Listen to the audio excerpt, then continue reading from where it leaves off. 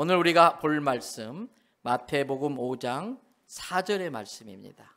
짧은 한 절의 말씀 저와 여러분들이 함께 보도록 하겠습니다. 마태복음 5장 4절 다 같이 애통하는 자는 복이 있나니 그들이 위로를 받을 것이미요. 아멘. 오늘 또 저와 여러분의 가정, 자녀 그리고 하는 모든 일들마다 하나님의 도우시는 손길로 함께 하시길 주님의 이름으로 축복합니다. 우리 앞뒤 좌우 옆에 분에게 또 한 번 더 축복합시다. 올해가 가기 전에 하나님이 주시는 눈에 띄게 표시나는 복이 임하길 바랍니다. 할렐루야. 그 축복대로 될 줄 믿습니다. 이미 뉴스를 통해서 잘 아시겠습니다만 지금 대한민국은 이태원 사고로 인해서 슬픔과 죽음에 이렇게 짓눌려 있는 듯 보입니다. 진정한 위로가 필요한 때입니다. 그러나 어디에서든지 또는 그 누구에게도 진정한 위로를 받지 못하고 있는 게 오늘날 우리들의 모습이기도 합니다. 오히려 이제 위로를 주기보다는 비난과 공격과 저주가 난무하고 있습니다. 위로가 필요한데 위로를 받지 못하니까 사람들이 절망합니다. 그러면서 분노합니다. 그리고 거칠게 반응합니다. 뿐만 아니라 가짜인 줄 알면서도 위로가 필요하기 때문에 그 가짜 위로로라도 위로받고 싶어서 자기 인생이 망가지는 줄도 모르고 순간적인 위로에 빠져서 인생을 망치는 경우들도 있습니다. 여러분, 그 어떤 곳에서도 참된 위로를 줄 수 없는 이 상황에서 우리는 성경을 통해 위로를 받게 됩니다. 오늘 본문 말씀인 마태복음 5장 4절에서 예수님 말씀하십니다. 애통하는 자는 복이 있나니 그들이 위로를 받을 것이며.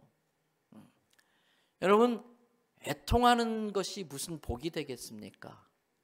그런데도 예수님은 그 애통 가운데 있는 자, 애통할 일을 당하는 자가 복이 있다고 그러네요. 그들에게 위로가 온다고 말씀하고 있습니다. 여러분, 애통이라고 하는 단어는 헬라어로 한번 따라해 보실까요? 펜둔테스. 한 번 더, 펜둔테스. 이 헬라어 펜둔테스라는 단어는 가장 사랑하는 사람, 가장 사랑하는 자녀, 사랑하는 배우자를 잃어버렸을 때에 느끼는 그 아픔을 펜둔테스라고 이야기를 합니다. 창세기 37장에 보면 요셉의 형들이 요셉을 노예로 팔아버려요. 그리고 요셉의 겉옷에다가 짐승 묻은 피를 가져다가 묻혀가지고 아버지에게 갖다 줘요. 그것을 본 아버지 야곱은 요셉이 죽었다고 생각을 합니다. 그러면서 깊은 슬픔에 빠지게 됩니다.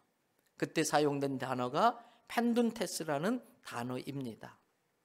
아마 지금 이태원 사고로 사랑하는 가족을 잃어버린 사람들의 마음이 그와 같을 것입니다. 그런데 왜 예수님은 이 애통하는 자, 펜둔테스의 상황에 있는 자가 복이 있고 위로를 받을 거라고 말씀하신 걸까요? 결코 고통스러운 슬픔이 복이 될 수 없습니다. 그럼에도 불구하고 예수님의 이 말씀 속에는 지금 겪고 있는 가슴을 도려내는 듯한 싶은 그러한 슬픔이 진정한 위로를 받을 수 있는 계기가 될 수 있다는 의미를 담고 있습니다. 지금 당하는 그 고통이 너무나 힘들지만은 그 고통을 통과하고 나면서 무엇이 진짜 위로인지를 알게 되고 진정한 위로를 받을 수 있는 계기가 된다는 것입니다. 죽음 앞에 인간은 무능합니다. 죽음 앞에 인간은 아무런 대책도 세울 수 없습니다. 그래서 죽음 앞에 인간은 절망하고 절규합니다. 그 죽음 앞에 그 어떤 것도 위로가 되지 않습니다. 그런데 여러분, 그 죽음으로부터 위로받을 수 있는 유일한 게 있습니다. 다시 살아나는 겁니다. 다시 살아나는 것 외에는 그 어떤 것도 위로가 될 수 없습니다. 진짜 위로는 부활밖에 없는 줄로 믿습니다. 그러나 이 세상 어디에도 죽음을 이기는 부활을 줄 수 있는 곳은 없습니다. 그 어디에도 죽음을 이길 수 있는 부활을 보장하는 곳은 없습니다. 그런데 예수님 보십시오. 요한복음 11장 25절 26절에서 나는 부활이요 생명이니 나를 믿는 자는 죽어도 살겠고 무릇 살아서 나를 믿는 자는 영원히 죽지 아니하리니 이것을 내가 믿느냐 그랬어요. 둘 중에 하나입니다. 사기 치든지 참말이든지. 내가 부활이고 생명이다 이 말이 사기치든지 참말이든지. 감사하고 다행스럽게도 저와 여러분들은 예수님은 거짓말 하실 수 없는 분이시기에 거짓말할 리가 없다. 그래서 예수님의 말씀을 참말로 진리로 믿기 때문에 이 자리에 와 있는 줄로 믿습니다. 그렇습니다. 죽음 앞에서 우리는 무능함과 무기력 때문에 질 수밖에 없고 당장 슬퍼할 수밖에 없습니다. 그러나 그 안에 생명의 주인 되시는 예수님을 믿는 믿음이 있다면, 그리고 생명 그 자체이신 예수님이 내 안에 계시다면 우리는 그 죽음을 이겨낼 수 있는 줄로 믿습니다. 그 죽음으로부터 올 수밖에 없는 슬픔에서 벗어나 부활 생명으로 천국을 소망하며 그 천국 소망으로 위로받을 수 있는 것입니다. 이 믿음이 확고부동했던 사도 바울은 고린도전서 15장 51절부터 58절에서 죽음을 향해 이렇게 당당히 외칩니다. 보라, 내가 너희에게 비밀을 알려주겠다. 여러분, 모두가 아는 건 비밀이 아닙니다. 모두가 아는 건 비밀이 아닙니다. 특별한 사람에게만 알게 되어지는 게 비밀입니다. 오늘 그래서 하나님의 선택을 받고 예수님을 믿고 이 자리에 있는 분들에게 비밀을 알려주겠다는 겁니다. 우리가 설령 죽는다 할지라도 그건 끝나는 것이 아니라 잠깐 긴 잠을 자는 것과 같다. 긴 잠이다.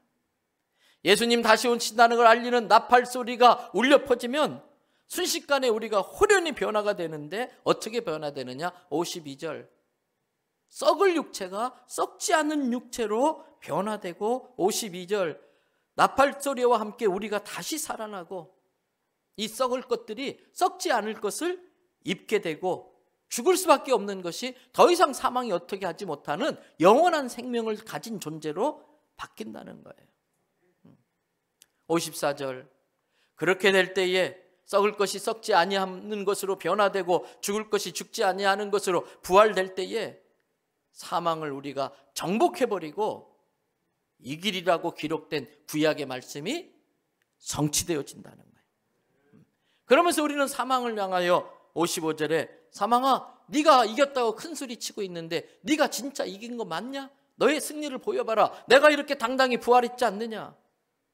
사망아, 56절에 네가 우리에게 있는 죄 때문에 권세를 가지고 사망을 쏘지만은 죄의 권능이 율법에서 나오는데 나의 구주 예수 그리스도께서 율법을 다 무효화시켰고 하나님의 사랑으로 율법을 완성시켰기 때문에 더 이상 율법이 내게 저의 권능이 되지 않고 그 죄로 인하여 사단이 우리에게 사망을 쏠 수 있는 근거가 사라지고 말았다는 거예요.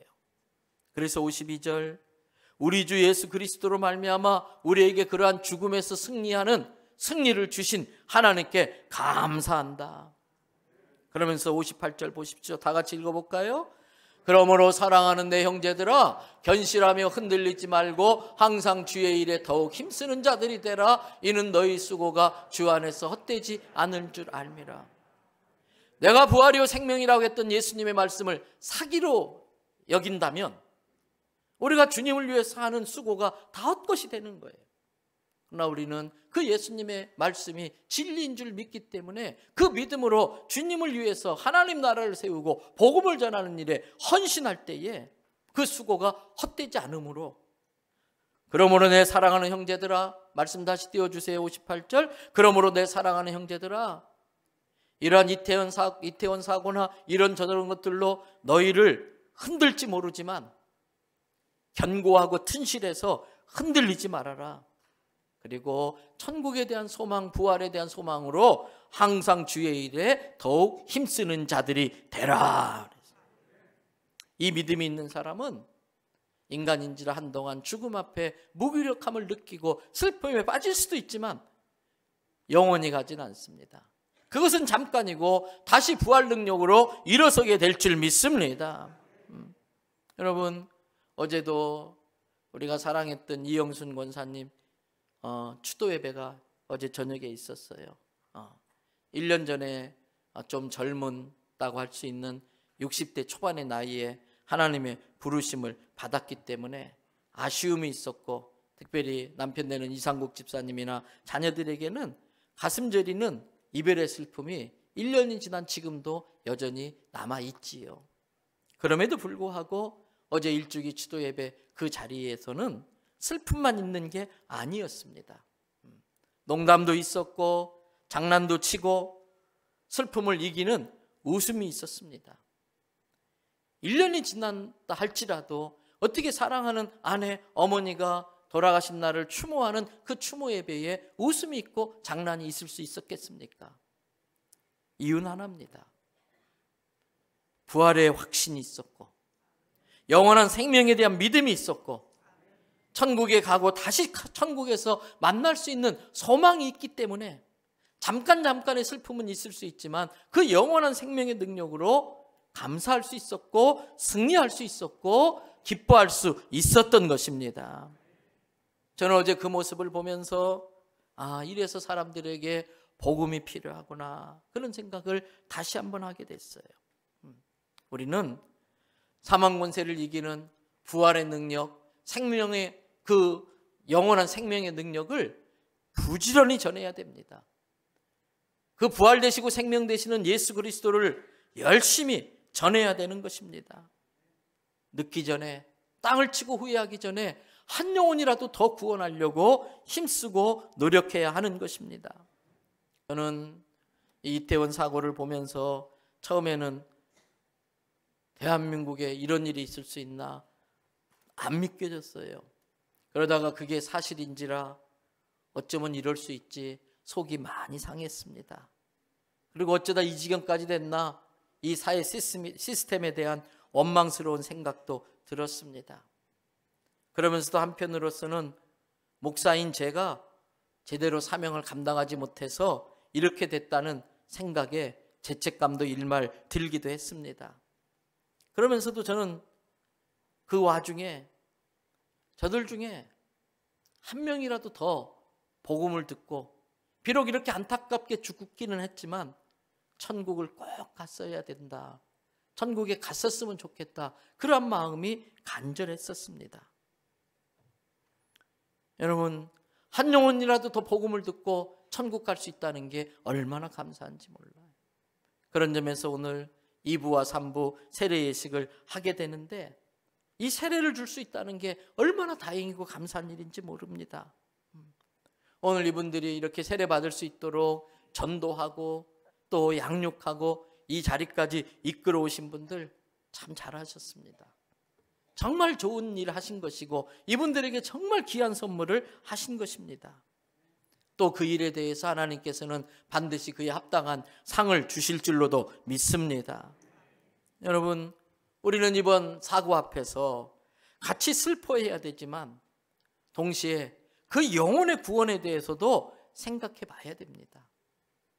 시편 119편 136절에서 시편 기자는 이렇게 말을 해요. 우리 같이 함께 읽도록 합니다.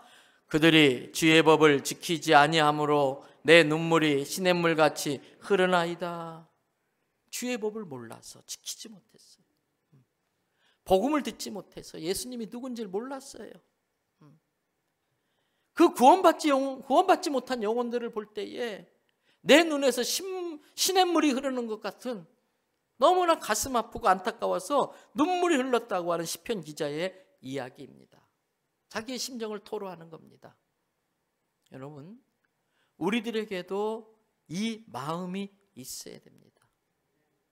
구원받지 못하고 죽음을 맞이하는 영혼들에 대한 애통하는 마음이 우리에게 있어야 됩니다.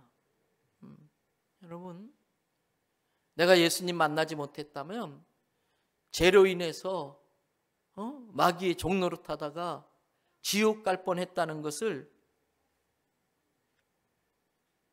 깨닫고 예수님을 만나고 그 하나님의 은혜와 사랑으로 내가 구원받았다. 내가 구원받았다. 이것에 대한 확실한 믿음이 있는 사람은 예수님을 모르고 죽어가는 영혼들을 바라보면 발을 동동 구를 수밖에 없어요. 안타까움에 발을 동동 구르지 않을 수 없어요. 여러분, 또한 우리는 아직 예수 믿지 못하고 죽음을 맞이하는 사람들에 대한 애통하는 마음과 함께 사랑하는 내 가족을 잃어버린 사람들의 그 아픔을 같이 애통할 수 있어야 돼. 사도 바울은 로마서 12장 15절에서 이렇게 말을 해요. 우는 자들과 함께 울라. 우는 자들과 함께 울라. 예수님께서 애통하는 자는 복이 있나니 그들이 위로를 받을 것이라고 말씀하시는 것은 남의 아픔을 내 아픔처럼 느끼고 같이 아파해 주라고 하는 의미도 담겨 있는 것입니다. 하나님께서 동생 아벨을 죽인 가인을 찾아오셨습니다. 그 가인에게 하나님께서 가인아, 네 동생 어디 있냐? 가인이 뻔뻔스럽게 대답합니다. 자기가 아벨을 죽여놓고도 하나님, 그걸 왜 나한테 묻습니까? 내가 아벨을 지키는 자입니까? 내 동생을 내가 책임져야 됩니까? 이렇게 뻔뻔스럽게 물어봐요. 여러분, 참 무책임한 말입니다. 그러면서 그 말 속에는 하나님이 내 제사를 받지 않아서 내가 동생을 미워할 수밖에 없지 않았습니까? 저 녀석이 하나님이 자기 제사 받았다고 잘난 체 하는 것 같아가지고 얄미워서 그랬는데 다른 사람이라도 그러지 않겠습니까? 난 책임 없다는 거예요. 자기가 가인을 죽여놓고도 난 책임 없다는 거예요. 그런데 여러분, 지금 정치권도 보면은 애도하는 척하지만 이 상황을 어떻게 하면 정치적으로 더 유리하게 이용해 먹을까? 그 생각만 하고 있는 것 같아요. 저것들이 이걸 가지고 우리를 공격하네? 변명으로 일관하고 이번 기회에 저것들 쫓아내고 뺏어야지 위로하는 척하고 애도하는 척하지만 쇼하고 있는 것 같아요. 그리고 많은 국민들이 화가 나니까 그 화풀이 할 수 있는 희생양을 잡으려고 책임질 재물을 잡으려고 혈안이 되어 있는 것 같아요. 당연히 이번 사고의 과정을 철저히 조사해서 막을 수 있었고 줄일 수 있었던 역할을 해야 했는데 그걸 제대로 못했다면 그것에 대한 문책은 있어야 됩니다. 그러나 이번 일을 기회로 온 국민들의 마음속에 더 이상 나라가 이렇게 돼서는 안 되겠다. 근본적으로 나라의 잘못이 무엇인지를 우리가 한번 생각해보고 밑바탕부터 다시 시작해야 되겠다. 이러한 의식이 들어와야 될 거라고 생각을 합니다. 나와 상관없는 일이 아니라 이런 일이 일어나도록 나도 방치한 공범자의 일말의 책임을 우리가 느껴야 한다고 하는 것입니다. 그런 점에서 이번 이태원 사고는 우리 그리스도인들의 책임이 큽니다. 이 땅에 영적 파수꾼으로 세움을 받은 우리 그리스도인들의 책임이 큽니다. 이미 뉴스를 통해서 기사를 통해서 할로윈데이가 어떤 것인지 잘 알 겁니다. 여러분, 할로윈데이는 저 고대 북유럽 쪽에 살았던 켈트족에 의해서 시작된 그러한 샤인이라고 하는 켈트족 축제에서 그 유래를 두고 있습니다. 이 켈트족은 겨울이 빨리 찾아오기 때문에 여름이 끝나고 추수가 끝나고 이제 추위가 찾아오는 겨울의 시작을 새해 첫날로 생각해서 11월 1일이 켈트족의 새해 첫날입니다. 그런데 바로 그 전날 밤 이제 빛이 물러가고 여름에 빛이 물러가고 겨울에 어둠이 찾아오는 그 전날 밤 10월 31일은 이 켈트족들이 어떻게 생각했냐면 산자의 세계와 죽은 자의 세계의 경계가 애매모호해진다고 생각했습니다. 그래서 죽은 자의 세계에 있던 귀신들이 산자의 세계로 넘어온다고 믿었습니다.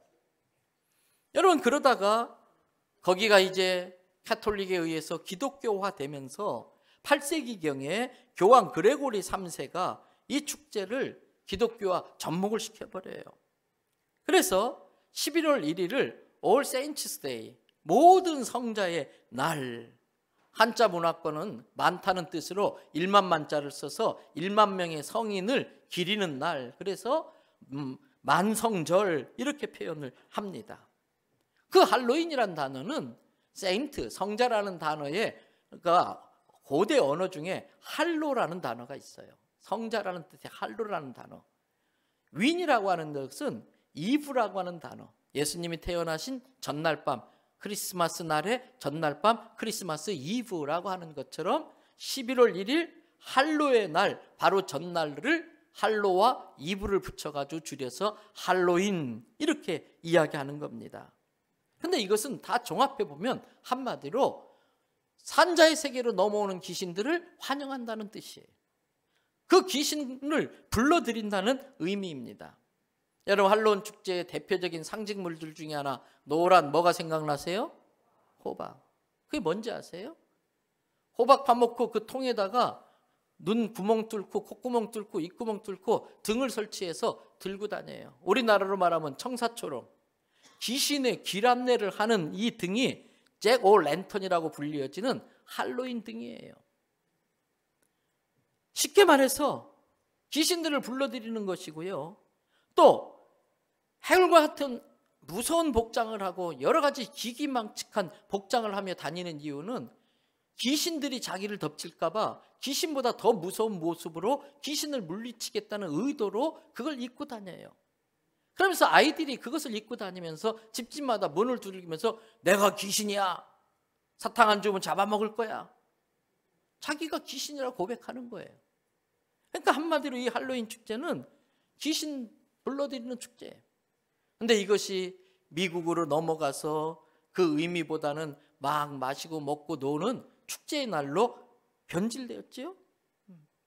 우리나라는 15, 16년 전에 조기 영어 붐이 불었어요. 그러면서 미국에서 영어 좀 한다고 하는데 걔가 어떤 애들인지도 모르고 영어 좀 한다고 그래서 원어민 강사라고 대환영하면서 그냥 불러들였어요. 그러면서 자기들이 할로윈 축제에 미국처럼 놀고 싶으니까 애들한테 영어 가르친다는 명목으로 할로윈 축제에 막 파티를 하면서 퍼뜨렸고, 그렇게 자란 애들이 지금 20대들이에요.